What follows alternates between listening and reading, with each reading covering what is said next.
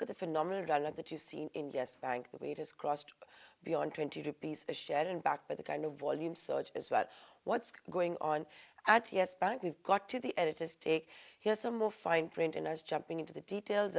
Sharath joining in with research. Well, yes, the board has approved the allotment of 369 shares as well as 256 crores of warrants. Now, this is both is going to the PE players Advent and Carlyle in order to raise almost 8,900 crore rupees.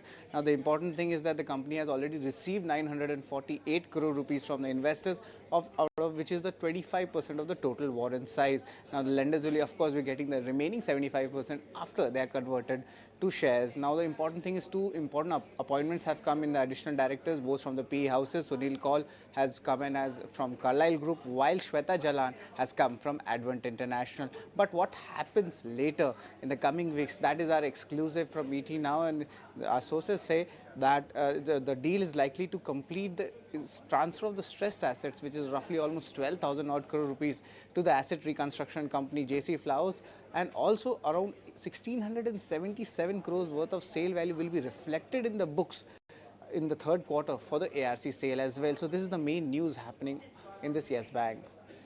So, but the question is, Sharad, after this, what exactly does this mean going forward for Yes Bank? What's next? Well, yes, it's a very interesting take on it. And first, let's talk about the investors. What have they gained? What have they lost? Now, from August 2018, its lifetime high levels was more than 400 rupees per share, and that is down, giving investors almost a 94% decline in their investments.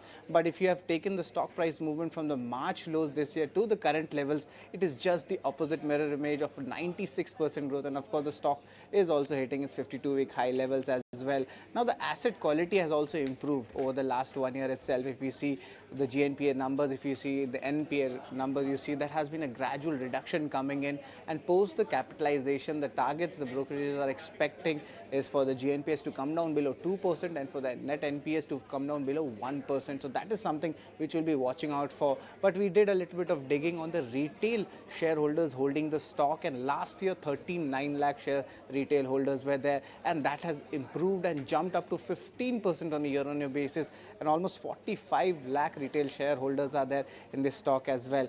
But the numbers, what are there?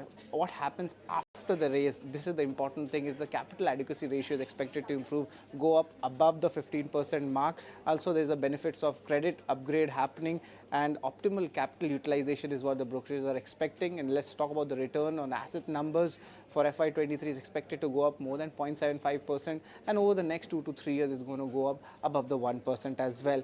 Overall, the CASA ratio is also expected to go above the 30% mark, and as we have seen in the banking space, the credit growth has been strong.